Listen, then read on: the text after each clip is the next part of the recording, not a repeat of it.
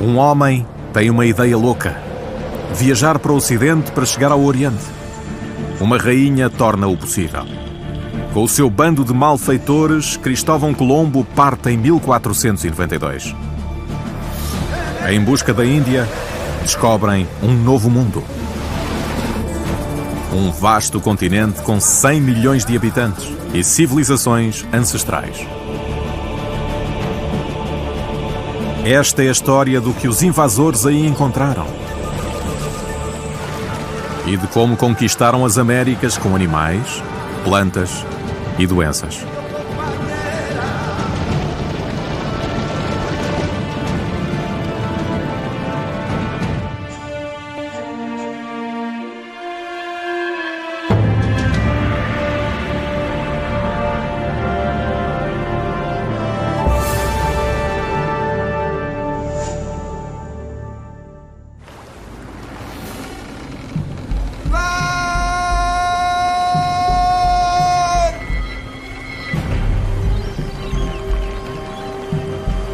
(12 de outubro de 1492). Colombo avista terra.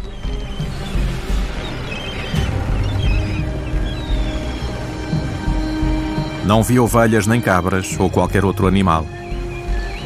Todas as árvores eram tão diferentes das nossas quanto o dia da noite, bem como as ervas, as rochas e todas as coisas. 3 navios espanhóis navegam para o Ocidente durante 3 meses em busca da Índia, até que finalmente chegam.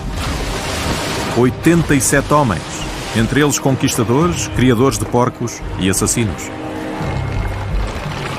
Porém, não é a Ásia, mas uma ilha das Caraíbas. Não fazem ideia que alcançaram um novo mundo.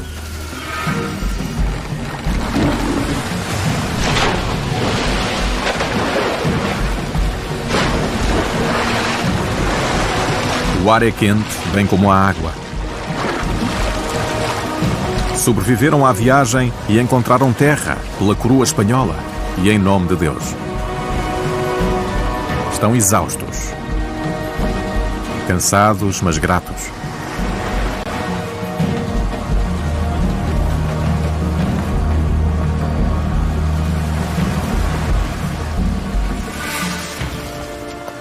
Que terra é esta?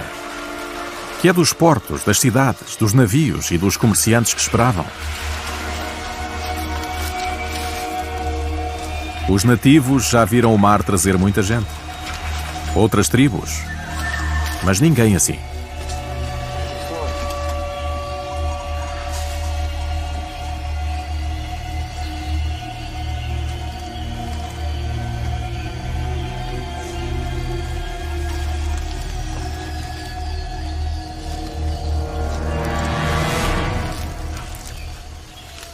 Cintak wa alok, suku analok pura, hakepe alok uci.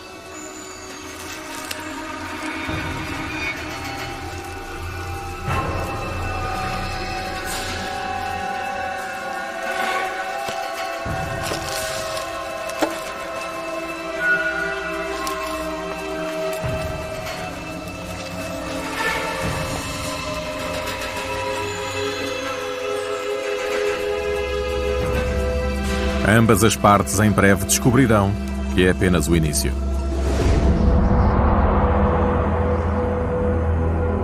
Colombo e os seus homens passam 3 meses nas Bahamas e não fazem ideia de que estão à beira de 2 continentes enormes.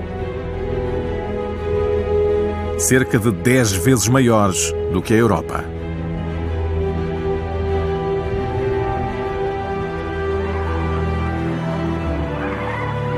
Dos mares tropicais aos áridos desertos. É vastíssimo. Há espaço para todo o tipo de paisagem possível. Do extremo mais setentrional quase ao mais meridional do globo.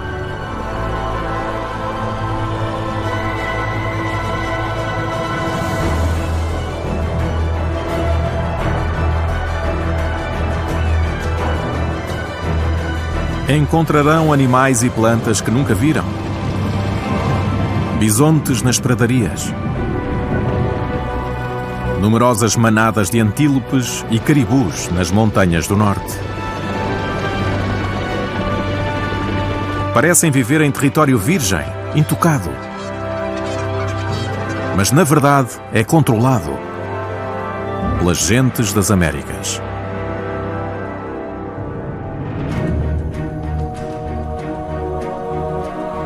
Em 1492, o continente tem 100 milhões de habitantes, com civilizações tão diversas quanto as suas paisagens.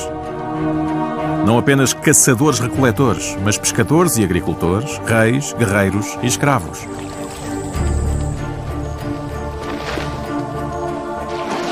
Mas essas civilizações são isoladas. Não há livros, nem rodas para ajudar à comunicação. Não sabem da existência umas das outras. As tribos do norte desconhecem as culturas dos desfiladeiros e estas nunca viram as enormes cidades ao longo do Amazonas.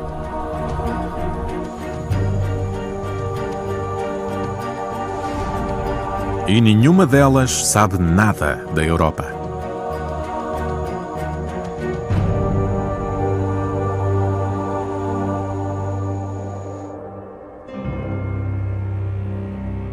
Foi a Rainha Isabel de Espanha quem tornou possível a viagem de Colombo. Corre o ano de 1493 e há 7 meses que a monarca aguarda notícias. Ao regressar, Colombo entrega um relatório à rainha.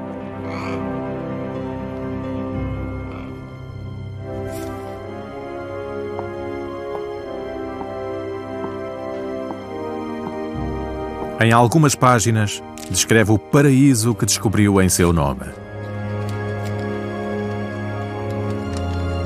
Território para conquistar, pagãos para converter, riquezas para explorar e ouro.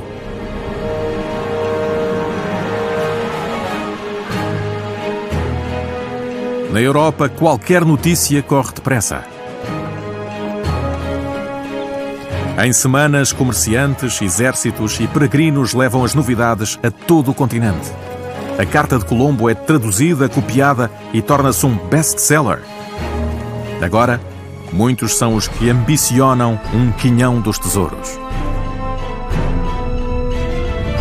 Poucos meses depois, em Espanha, já há movimentações em direção aos portos atlânticos e mediterrâneos.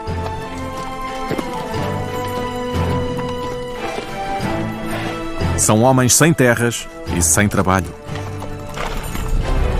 Atravessam as regiões mais áridas do país, que não oferecem qualquer sustento. Bandidos sem nada a perder. Homens em busca de trabalho. E a rainha precisa deles. Qualquer um é bem-vindo. Qualquer um pode ser um conquistador. Até um criador de porcos pode obter glória e fazer fortuna em terras distantes.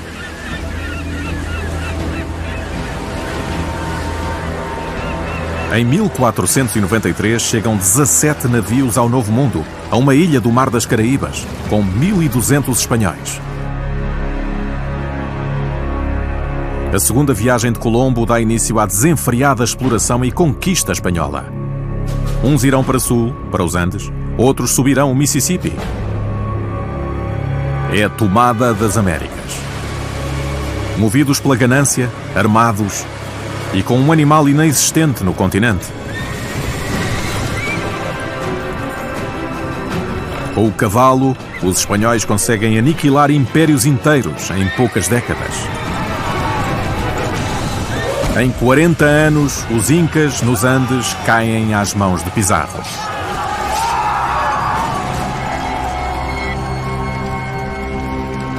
E os Aztecas na América Central, às de Cortés.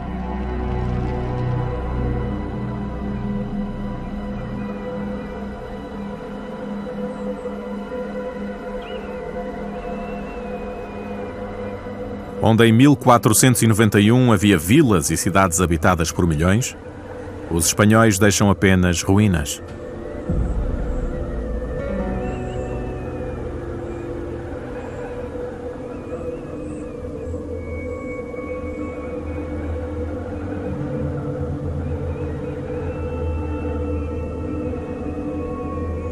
e ninguém para tratar da terra.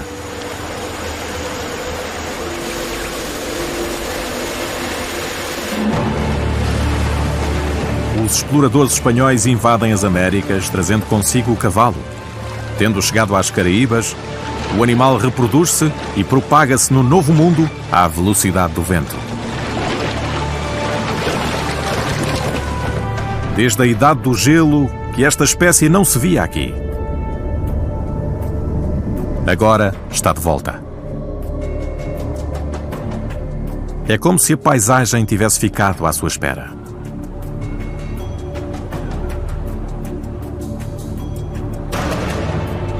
Uma vez em terra, os cavalos correm livres e desenvolve-se uma nova raça que em breve toma conta da América do Norte. O Mustang.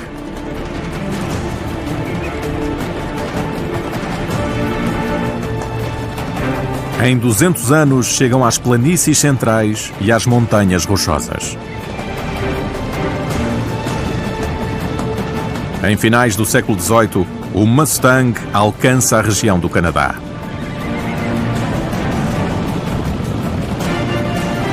Cento e 50 anos depois, estima-se que houvesse 7 milhões de cavalos selvagens na América do Norte.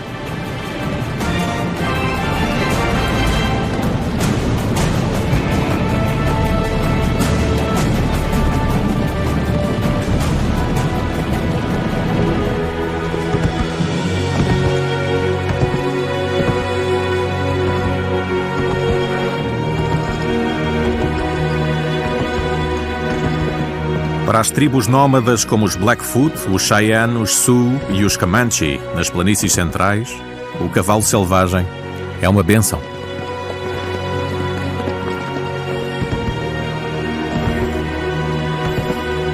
O que antes faziam a pé, combater, caçar, deslocar-se, podem agora fazer montados em cavalos selvagens da Europa. Muda-lhes a vida.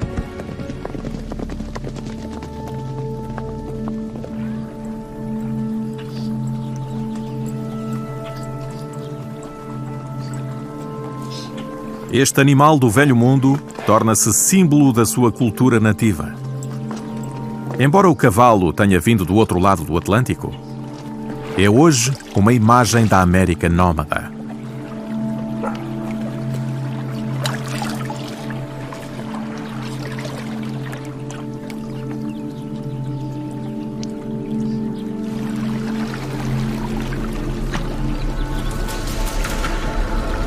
Mal os conquistadores assumem o controlo das Américas do Sul e Central, um deles parte para norte. Partindo da Flórida, Hernando de Soto segue o rio Mississippi em busca de ouro.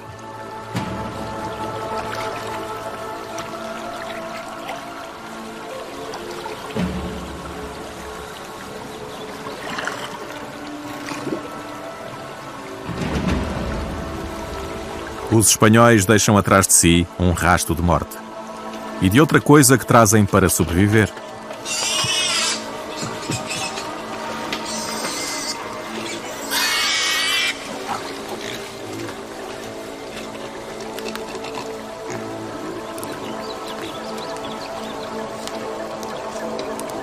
Ao percorrerem florestas desconhecidas, os porcos são uma preciosa ajuda.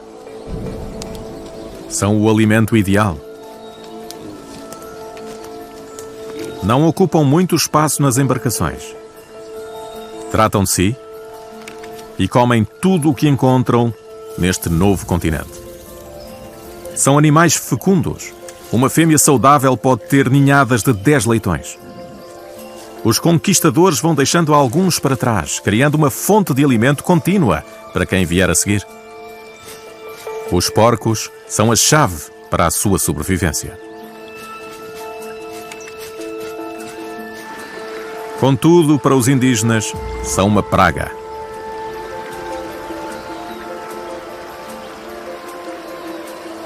Na América do Norte, os campos não têm vedações e os milheirais são irresistíveis.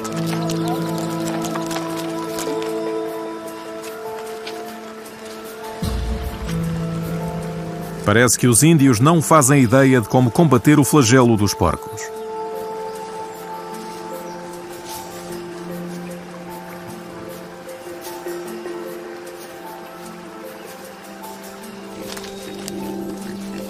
Em breve, os suínos europeus comem as sementes e os tenros rebentos.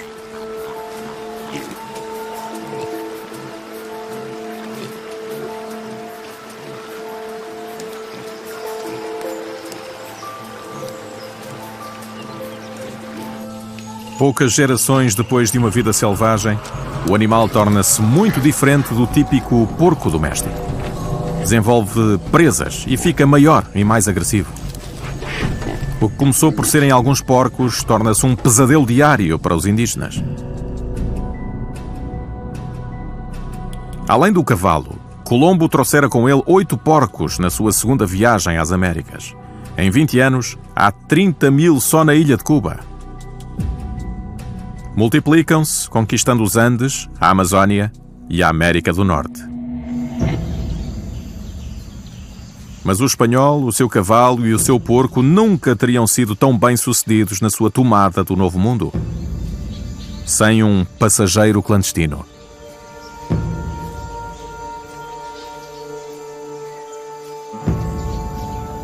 É quando o velho e o novo mundo se cruzam que o índio americano conhece o seu pior inimigo. Um quinhão bem pesado para o continente.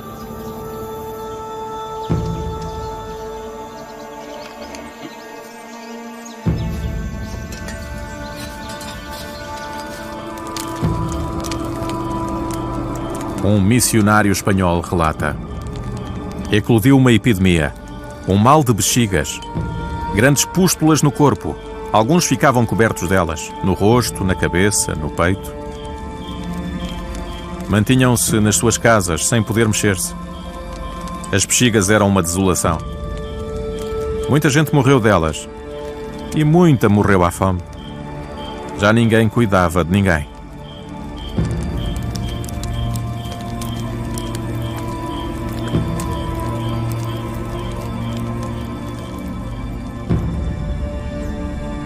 O continente é assolado por doenças fatais.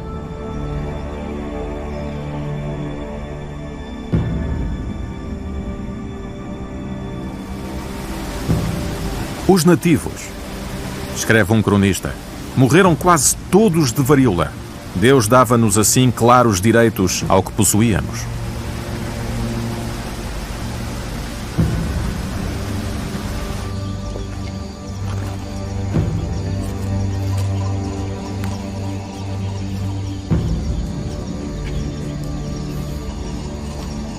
Ainda hoje, os cientistas tentam identificar essas maleitas, seguir-lhes o rastro e contar os mortos. Smallpox was accidentally introduced to the Americas in the 16th century. The smallpox virus is very hardy. In blankets that are used by smallpox victims, the scabs can live for weeks carrying the virus. And smallpox can also pass from host to host on board a transatlantic vessel until it reaches the Americas. And of course, once smallpox reached the Americas, it was introduced to millions of new hosts, human hosts, who had no acquired immunities to these diseases. And so smallpox, together with measles and influenza, had a devastating impact on Native American populations. No one knows exactly what the mortality was. Conservative estimates are about 50%. It was probably closer to 90% or even higher. Através das trocas comerciais entre povos nativos, as doenças alastram a todo o continente. Muitos morrem delas sem que alguma vez tenham visto um europeu. Os vírus são mais rápidos do que os conquistadores que os trouxeram. Cerca de 50 anos depois de Colombo descobrir as Américas, os conquistadores e exploradores não encontram povoados nem pessoas. Não há ninguém no seu caminho. A maioria morreu e a natureza retoma o que é seu. Tudo o que agora encontram são regiões selvagens. Um jardim do Éden sem seres humanos.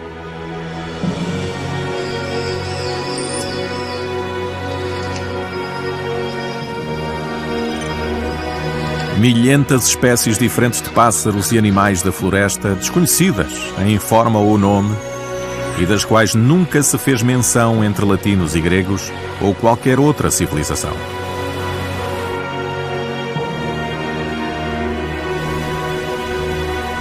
Escreve um missionário espanhol.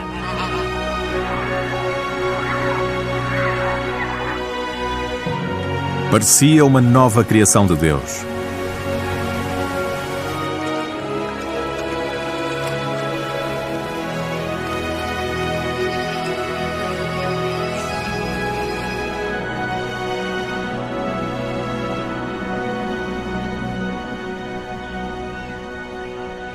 Os exploradores enviam nos navios de regresso à Espanha plantas e animais exóticos, prova da segunda criação de Deus.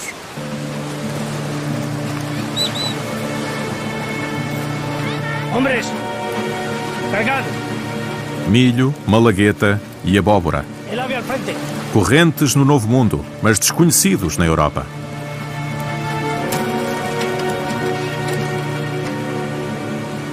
Tomate e batata.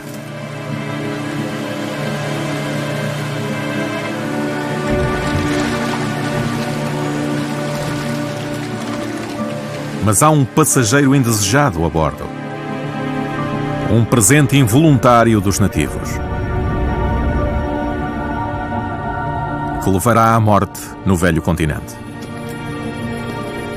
Propagar-se-á nos bordéis dos portos e cidades da Europa. Será doloroso. Levará as vítimas à loucura. E pode demorar muito a erradicar. Trata-se do mal galaico, ou doença espanhola, a sífilis.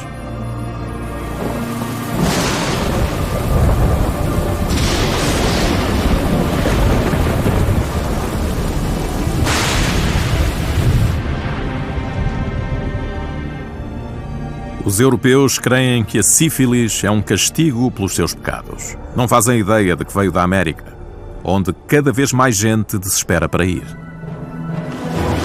E no século XVII, uma nova vaga segue para o Novo Mundo: os colonizadores. A Inglaterra derrotou Espanha, tornando-se a nova superpotência europeia. A coroa inglesa parte para reclamar a sua parcela.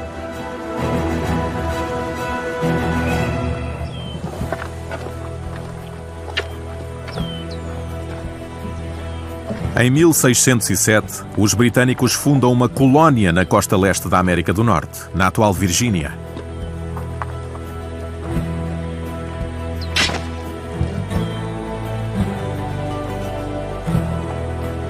Chamam-lhe Jamestown, em honra do seu rei.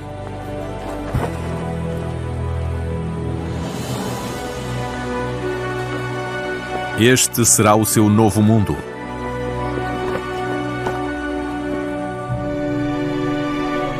A sua função é fazer dinheiro para as companhias comerciais britânicas que para cá os enviaram. O território de que se apropriam parece o local ideal para explorar. Florestas e rios, linhas costeiras e lagos. Propriedade de ninguém. Mas nem todos os nativos sucumbiram às doenças europeias. E esta região não é vazia nem desabitada.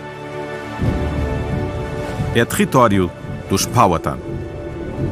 15 mil pessoas em pequenas comunidades, cerca de 200 aldeias no litoral e ao longo dos rios, em grandes casas rodeadas de florestas desmatadas e campos de abóbora, feijão e milho. São agricultores e caçadores.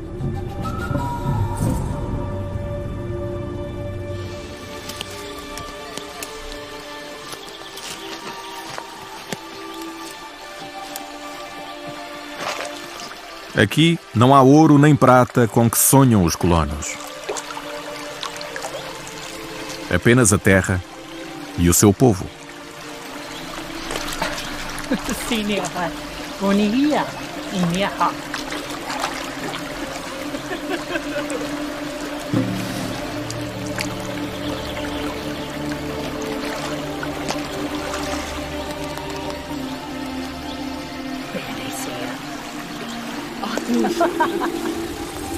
Durante algum tempo, colonos e nativos levam vidas separadas.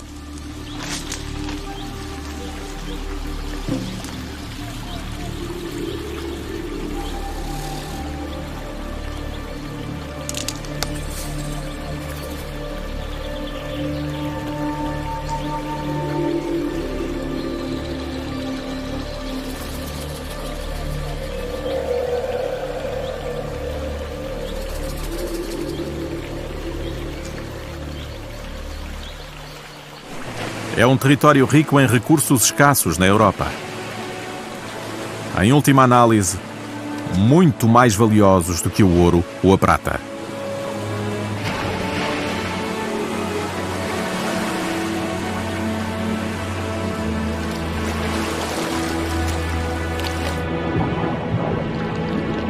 E chega e sobra para todos.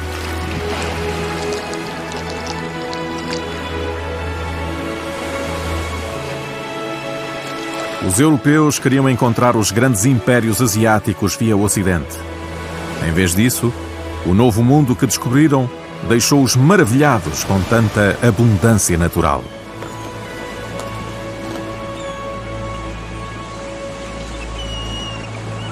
The first settlers in North America left Europe. They sailed from estuaries that were brown and muddy, with sediment washed off the land. They were polluted with refuse, and so this was what they had grown up with. They were familiar with it.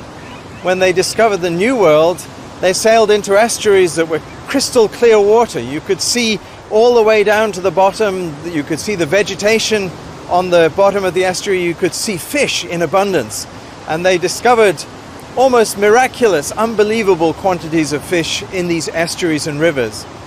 One particular kind of fish which very much impressed settlers was the river herring, or alewife as it's otherwise called.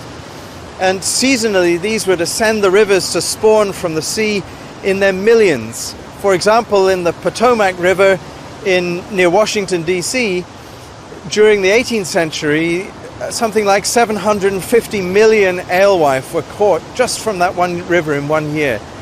It was a remarkable abundance, and people describe the rivers as having more fish than water. As redes dos colonos apanham cardumes inteiros. No século XVII, todos os anos são enviadas centenas de milhares de toneladas de bacalhau da América do Norte para a Inglaterra, França, Portugal e Espanha. Os barcos de pesca até abaixam com o peso das capturas e as colónias prosperam.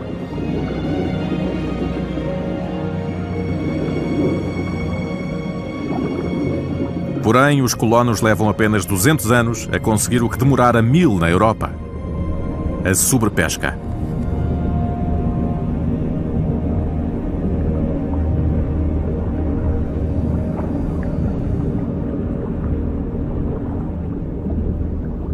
Overfishing can impact on populations in many ways, and one thing that it does over a period of generations is to change the way that an animal reproduces and how fast it grows. So fishing tends to remove the biggest, oldest individuals from a population, and by doing this, it changes the selective pressures on the population so that fish begin to grow more slowly. They reach reproductive maturity at a smaller size and earlier in life. And these things all reduce the productivity of a population. So over time, fisheries become less good at supplying the protein that we like them to do.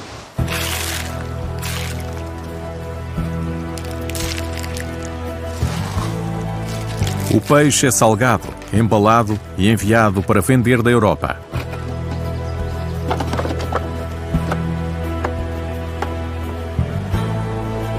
Com ele vai outro recurso, porque o velho mundo desespera.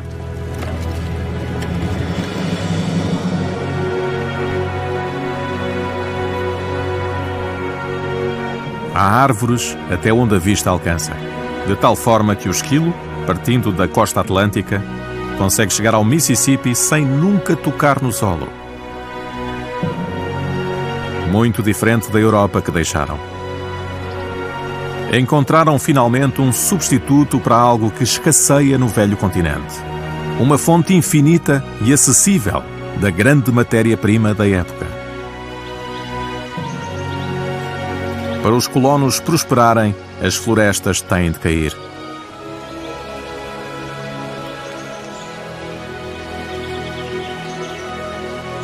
A partir de agora, as árvores estão condenadas. Als die ersten Siedler in die neue Welt kamen, fanden sie dort Wälder vor, wie sie sie in Europa noch nie gesehen hatten. Unendliche Wälder mit riesigen Bäumen. Und ihr Vordringen in das Innere des Landes war zugleich ein Kampf gegen den Wald. Die Axt wurde das Wahrzeichen des Yankees. Aber die Wälder waren zugleich auch die größte Ressource des Landes. Mit Holzexport konnte man damals eine Menge Geld verdienen. In Europa waren die Holzpreise teuer geworden. Und aus beiden Motiven zusammen ergab sich die größte Waldvernichtung der gesamten Weltgeschichte.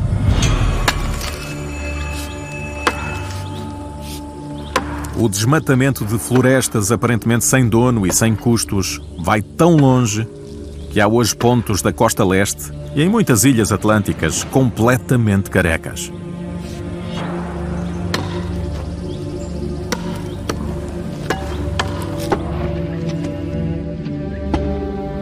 Esbanja-se aqui uma quantidade incrível de madeira em lenha.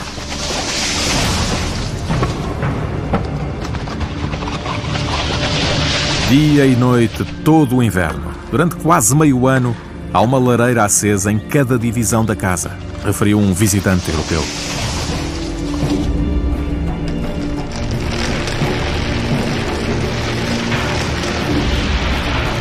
Tal como na Europa, o desmatamento na Nova Inglaterra está descontrolado. É para lenha, para a construção e para dar lugar a terrenos agrícolas. Neste vasto continente, os recursos parecem inesgotáveis. Contudo, a seu tempo, também na América as reservas piscatórias começarão a encolher. Os europeus transformam o continente, abatendo as florestas e esgotando os mares. Criam este novo mundo à imagem daquele que deixaram.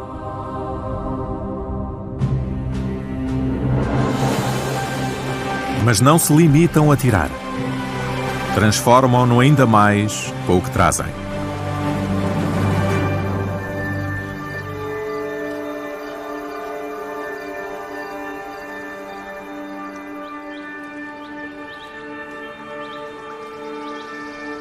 Abandonam o seu país em busca de terra própria, algo com que a maioria na Europa nem se atrevia a sonhar na altura. Vêm em busca de liberdade religiosa, de uma vida melhor. Acreditam que são responsáveis pelo seu próprio êxito e felicidade.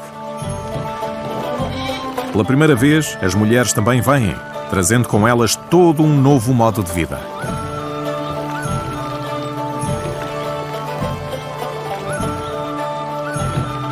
Trazem animais e plantas desconhecidos no continente americano.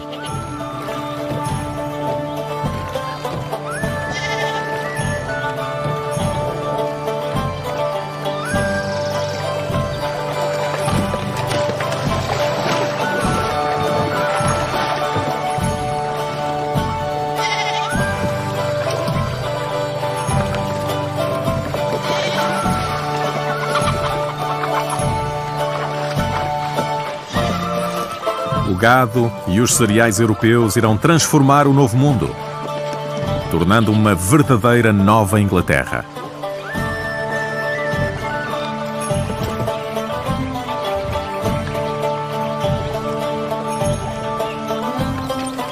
Com o recém-importado arado, não deixarão um único metro quadrado por lavrar. Gado doméstico e utensílios de metal. Algo nunca visto neste continente. Dá-se uma revolução ambiental. Num piscar de olhos, o trigo europeu já cresce neste solo estrangeiro. Trazem trigo, cevada, aveia e centeio. Mas há convidados indesejados na bagagem.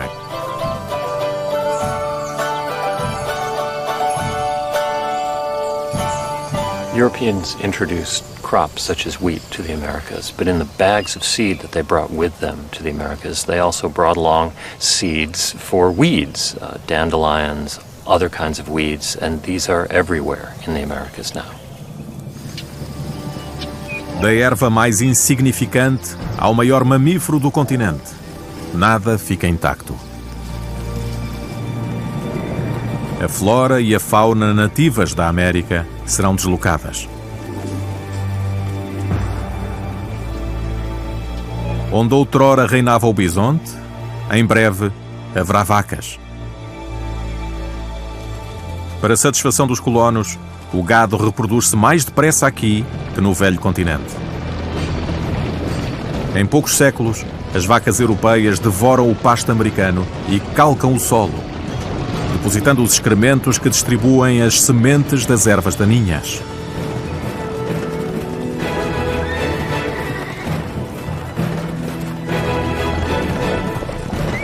A invasão dos animais europeus altera a paisagem americana para sempre.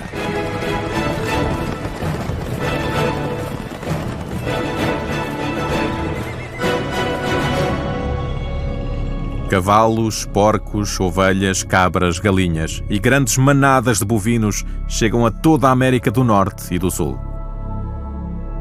Só o número de vacas duplica a cada 15 meses, alimentando os colonos.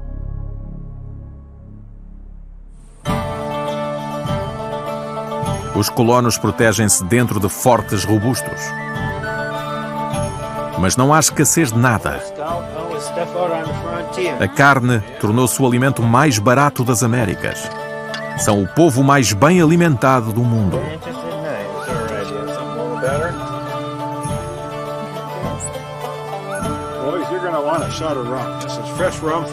Há grande procura por couro, tanto na América como na Europa.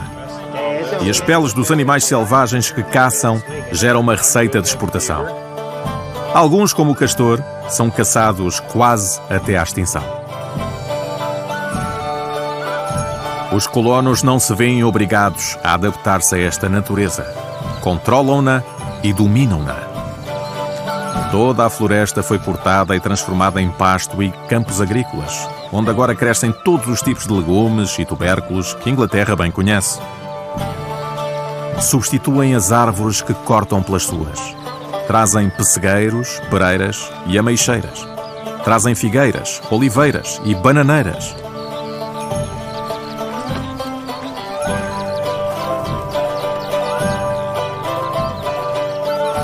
Essas árvores darão flor.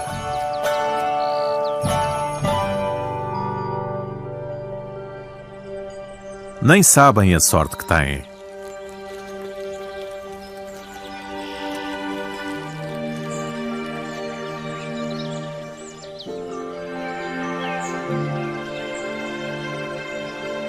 Porque os colonos trouxeram com eles abelhas pelo seu mel.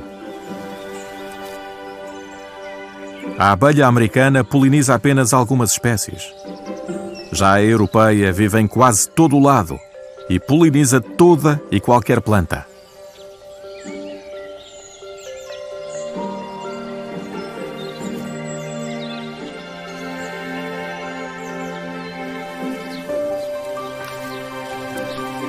Os pomares transformam-se em plantações para consumo interno e externo.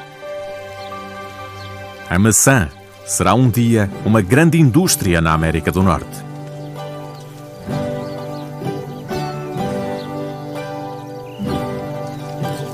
Com uma colheita anual de 5 milhões de toneladas, liderará as exportações a nível mundial. Tudo devido a umas sementes europeias.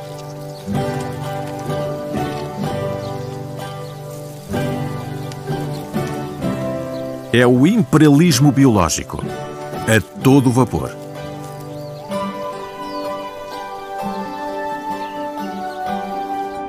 As frutas e legumes europeus conquistaram o Novo Mundo.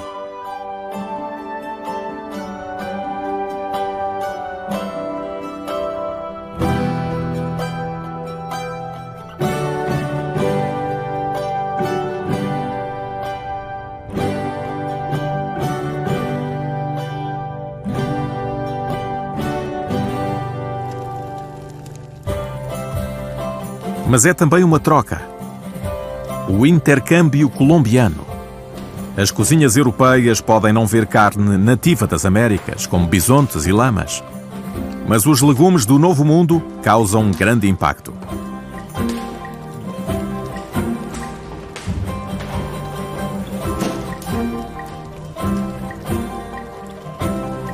A planta que maior furor faz na Europa precisa de alguns séculos para se enraizar culturalmente.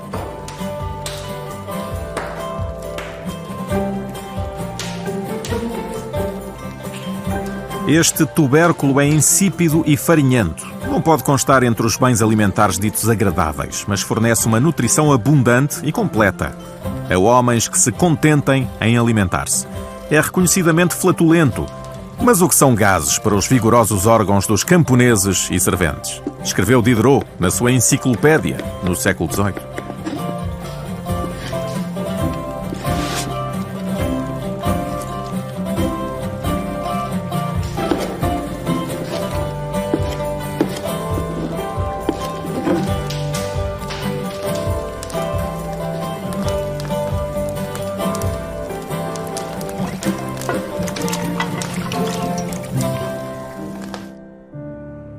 Primeiramente introduzida em Espanha, a batata chegou lentamente à Itália e ao norte e leste da Europa.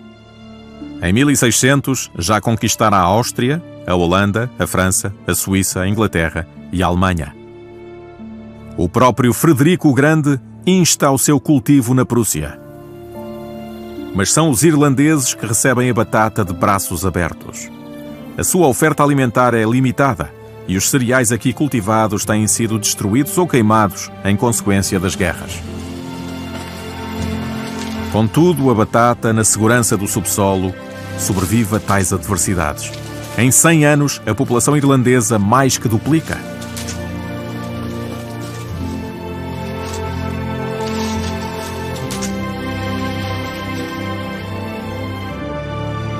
E vilas como Berlim transformam-se em grandes cidades. Em 1700 dá-se uma explosão populacional sem precedentes na Europa, graças a uma planta dos longínquos Andes.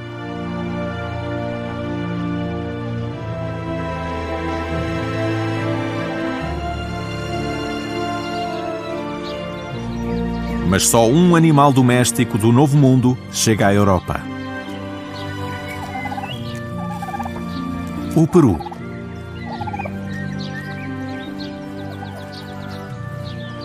Domesticado pelos astecas no México, enriquece a dieta europeia. So, why was the Columbian Exchange so one-sided? Why did it go primarily in one direction from Europe to America? With the exception of things like potatoes and potato blight, why was Europe not overtaken by American plants and animals? It's difficult to say why something did not happen. But you have to remember that the ecological invasion was a cooperative enterprise, disease and plants and animals working together. And Europe remained densely populated. It didn't have diseases depopulate its people.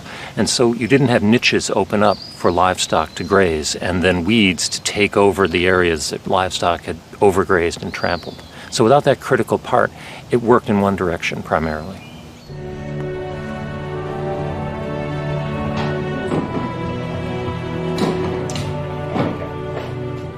A elite europeia quer do Novo Mundo mais do que batatas. Quer produtos de luxo.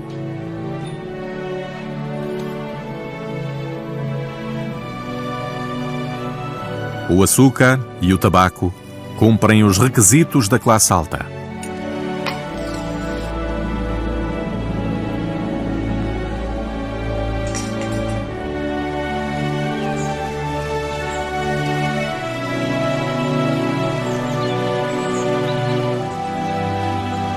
Os primeiros colonos britânicos depressa tomam o gosto ao tabaco americano e exportam grandes carregamentos para a Europa.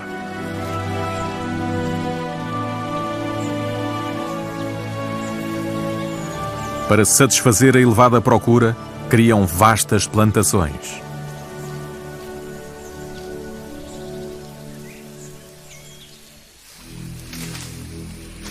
A cana-do-açúcar torna-se uma indústria de escala semelhante.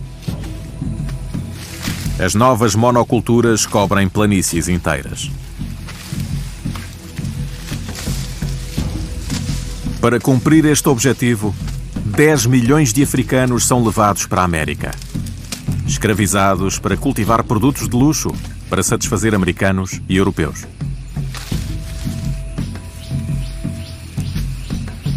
Because of the rapid depopulation of the Americas owing to disease, Europeans faced a shortage of labor in their effort to exploit the resources of the New World, particularly to exploit the soil. So the Europeans, first the Portuguese and then the Dutch and then eventually the English, imported slaves from West Africa to cultivate sugar in the Caribbean and Brazil, tobacco in Virginia, rice in South Carolina, and by the 19th century in mainland North America, cotton. It's no exaggeration to say that these cash commodities produced by slave labor were essential to the export economies of the Americas. No século XVIII, a metamorfose da grande parte do continente americano está praticamente concluída. A Nova Espanha e a Nova Inglaterra já estão estabelecidas. A natureza foi transformada e está nas mãos do homem.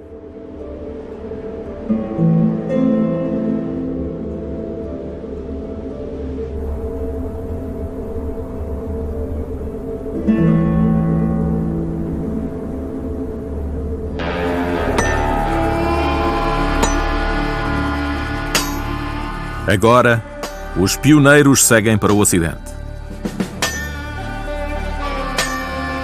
Por lá, ainda há muita terra sem dono.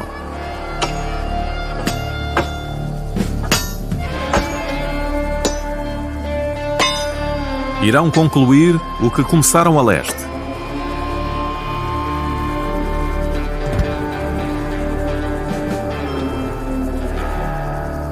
Na criação do Novo Mundo, talvez tenha morrido 90% da população nativa. Para o seu lugar, veio gente de toda a Europa, como conquistadores, povoadores, colonos e pioneiros. E de África, como escravos. Mas foi a transferência de animais e plantas da Europa para as Américas que realmente tornou possível a criação deste novo mundo.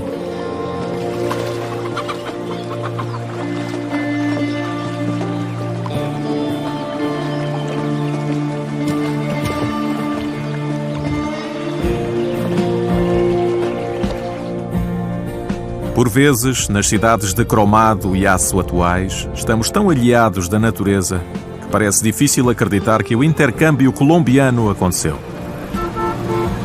Porém, em última análise, os arranha-céus e a mescla de raças devem a sua existência não só aos seres humanos, mas também ao mundo natural.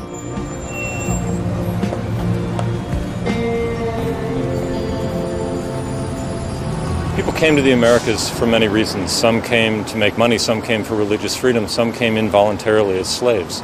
But those populations took hold in the Americas because of the accident of ecology, because of the microbes, the plants, the animals that they brought with them that gave them an advantage over the people who were already here. And the legacy of the Columbian Exchange is also still largely biological.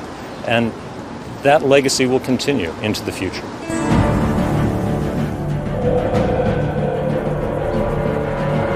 Tudo começou há 500 anos.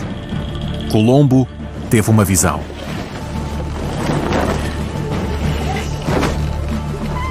Três navios zarparam em busca da Índia